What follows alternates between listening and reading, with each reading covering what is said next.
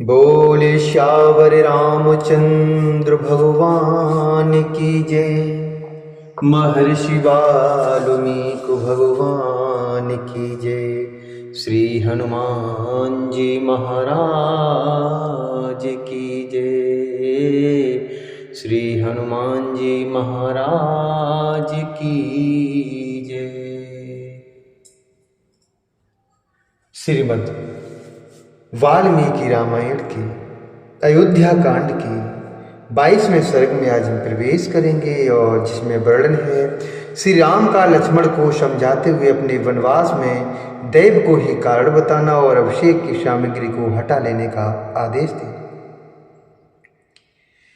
श्री राम के राज्याभिषेक में विघ्न पड़ने के कारण सुमित्रा कुमार लक्ष्मण मानसिक व्यथा से बहुत दुखी थे। अथ तं यथयादीनं सविशेषमुमर्षितं सरोषमिव नागेन्द्रं रोषविस्फारते क्षणम्। सरोषमिव नागेन्द्रं रोषविस्फारते क्षणम्। आसाद्य रामः सौमित्रं सुहृदं भ्रातरं प्रियम् उवाचेदं सधैर्येण धारयन् सत्त्वमातुवान्। धारयन् सत्त्वमातुवान्। श्री राम के राज्याभिषेक में विघ्न करने के कारण सुमित्रा कुमार लक्ष्मण मानसिक व्यथा से बहुत दुखी थे। उनके मन में विशेष अमर्ष भरा हुआ था। वे रोष से भरे हुए गजराज की भांति क्रोध से आंखें फाड़ फाड़ कर देख रहे थे। अपने मन को बस में रखने वाले श्री राम धैर्य पूर्वक चित्त को निर्विकार रूप से काबू में रखते हुए अपने हितैषी सुहृद प्रिय भाई लक्ष्मण के पास जाकर इस प्रकार बोले, हे लक्ष्मण, निगृहे रोषं शोकं च धैर्यमाश्रित्य केवलम् अवमानं निरस्येनं गृहीत्वा हर्षमुत्तमम्। अवमानं निरस्येनं गृहीत्वा हर्षमुत्तमम्। उकोक्लृप्तं यदेतन्मे अभिषेकार्थमुत्तमं सर्वं निवर्तय क्षिप्रं कुरु कार्यं निर्व्ययम्। भगवान राम ने कहा अपने छोटे भाई से, हे लक्ष्मण, केवल धैर्य का आश्रय लेकर अपने मन के क्रोध और शोक को दूर करो। चित्त से अपमान की भावना निकाल दो और हृदय में भली भांति हर्ष भरकर मेरे अभिषेक के लिए यह जो उत्तम सामग्री एकत्र की गई है, रखी हुई है, इसे शीघ्र हटा दो और ऐसा कार्य करो जिससे मेरे वन गमन में बाधा उपस्थित न हो। हे सुमित्रा नंदन, अब तक अभिषेक के लिए सामग्री जुटाने में जो तुम्हारा उत्साह था वह इसे रोकने और मेरे वन जाने की तैयारी करने में होना चाहिए।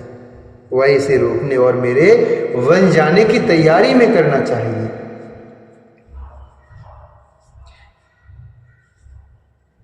और मेरे वन जाने की तैयारी करने में होना चाहिए। मेरे अभिषेक के कारण जिसके चित्त में संताप हो रहा है उस हमारी माता कैकेयी को जिससे किसी तरह की शंका न रह जाए वही काम करो। हे लक्ष्मण, उसके मन में संदेह के कारण उनके मन में संदेह के कारण दुख उत्पन्न हो, इस बात को मैं 2 घड़ी के लिए भी नहीं सह सकता और न इसकी उपेक्षा ही कर सकता हूँ। मैंने यहाँ कभी जानबूझकर या अनजान में माताओं का अथवा पिताजी का कोई छोटा सा भी अपराध किया हो ऐसा याद नहीं आता। पिताजी सदा सत्यवादी और सत्य पराक्रमी रहे हैं। वे परलोक के भय से सदा डरते रहते हैं। इसलिए मुझे वही काम करना चाहिए जिससे मेरे पिताजी का पारलौकिक भय दूर हो जाए।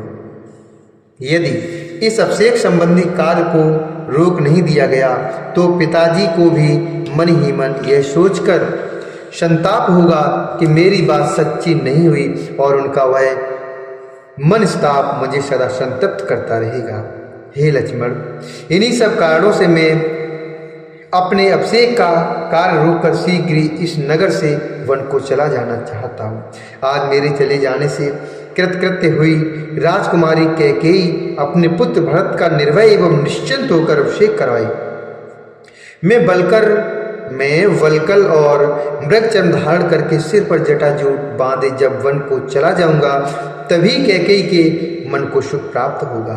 जिस विधाता ने कैकेयी को ऐसी बुद्धि प्रदान की है तथा जिसकी प्रेरणा से उसका मन मुझे वन भेजने में अत्यंत दृढ़ हो गया है, उसे विफल मनोरथ करके कष्ट देना मेरे लिए उचित नहीं है। ये सुमित्रा कुमार, मेरे इस प्रवास में तथा पिता द्वारा दिए हुए राज्य के फिर हाथ से निकल जाने में देव को ही कारण समझना चाहिए। मेरी समझ से कैकेयी का यह विपरीत मनोभाव देव का ही विधान है। यदि ऐसा न होता तो वह मुझे वन में भेजकर पीड़ा देने का विचार क्यों करती।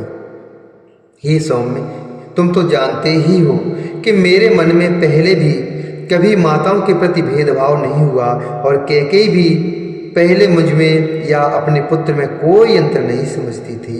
मेरे अभिषेक को रोकने और मुझे वन में भेजने के लिए उसने राजा को प्रेरित करने के निमित्त जिन भयंकर और कटु वचनों का प्रयोग किया है, उन्हें साधारण मनुष्यों के लिए भी मुँह से निकालना कठिन है। उसकी ऐसी चेष्टा में दैव के सिवा दूसरे किसी का कारण का समर्थन नहीं करता। यदि ऐसी बात न होती तो वैसे उत्तम स्वभाव और श्रेष्ठ गुणों से युक्त राजकुमारी कैकेयी एक साधारण स्त्री की भांति अपने पति के समीप मुझे पीड़ा देने वाली बात कैसे कहती। मुझे कष्ट देने के लिए राम को वन में भेजने का प्रस्ताव कैसे उपस्थित करती। जिसके विषय में कभी कुछ सोचा ना गया हो वही देव का विधान है। जिसके विषय में कभी कुछ सोचा ना गया हो वही देव का विधान है। यदि चिंत्यम तु तद देवं भूतेष्वपि न हन्यते व्यक्तम मयि च तस्यां च पतितो ही विप्रेयः। जिसके विषय में कभी कुछ सोचा ही न गया हो वही देव का विधान है। प्राणियों में अथवा उनके अधिष्ठाता देवताओं में भी कोई ऐसा नहीं है जो उस देव के विधान को मेट सके, अतः निश्चय ही उसी की प्रेरणा से मुझ में और कैकेयी में यह भारी उलट फेर हुआ है। मेरे हाथ में आया हुआ राज चला गया और कैकेयी की बुद्धि बदल गई। हे सुमित्रानंदन, कर्मों के सुख दुखादि रूप फल प्राप्त होने पर ही जिसका ज्ञान होता है, कर्म फल से अन्यत्र कहीं भी जिसका पता नहीं चलता, उस देव के साथ कौन पुरुष युद्ध कर सकता है। सुख दुख, भय क्रोध, क्षोभ, लाभ हानि, उत्पत्ति और विनाश तथा इस प्रकार के और भी जितने परिणाम प्राप्त होते हैं जिनका कोई कारण समझ में नहीं आता, वे सब देव के ही कर्म हैं।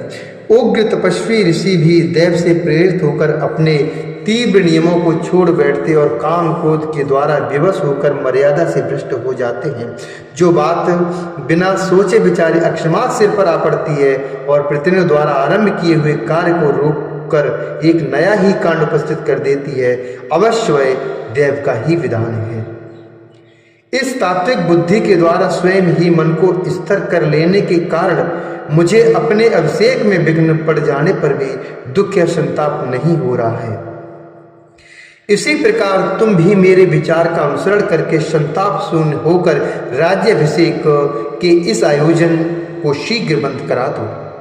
हे लक्ष्मण, राज्याभिषेक के लिए संजो कर रखे गए इन्हीं सब कलशों द्वारा मेरा तापस व्रत के संकल्प के लिए आवश्यक स्नान होगा, अथवा राज्याभिषेक संबंधी मंगल द्रव्य इस कलश जल की मुझे क्या आवश्यकता है। स्वयं मेरे द्वारा अपने हाथ से निकाला हुआ जल ही मेरे व्रतादेश का साधक होगा। हे लक्ष्मण, लक्ष्मी के इस उलटफेर के विषय में तुम कोई चिंता मत करो। मेरे लिए राज्य अथवा वनवास दोनों समान है, बल्कि विशेष विचार करने पर वनवास ही महान अभ्युदयकारी प्रतीत होता है। हे लक्ष्मण, मेरे राज्य अभिषेक में, मेरे राज्याभिषेक में जो विघ्न आया है, इसमें मेरी सबसे छोटी माता कारण है, इसमें मेरी सबसे छोटी माता कारण है। ऐसी शंका नहीं करनी चाहिए, क्योंकि वह देव की अधीन थी। इसी प्रकार पिताजी भी किसी तरह इसमें कारण नहीं है। तुम तो देव और उसके अद्भुत प्रभाव को जानते ही हो, वही कारण है। न लक्ष्मणा इस्मन् मम राज्य विघ्ने माता ये यस्य विशंकितव्या देवाभिपन्ना न पिता कथंचि जानासि देवमोहि तथा प्रभावं जानासि देवमहि तथा प्रभावम्। इत्यार्षे श्रीमद् रामायणे वाल्मीकि आदि काव्य अयोध्याकांडे 22वां सर्गः। इस प्रकार श्री वाल्मीकि ने वृतार्ष रामायण आदि काव्य के अयोध्या कांड में 22वां सर्ग पूरा हुआ। बोले श्यावर रामचंद्र भगवान की जय, श्री हरि नारायण भगवान की जय।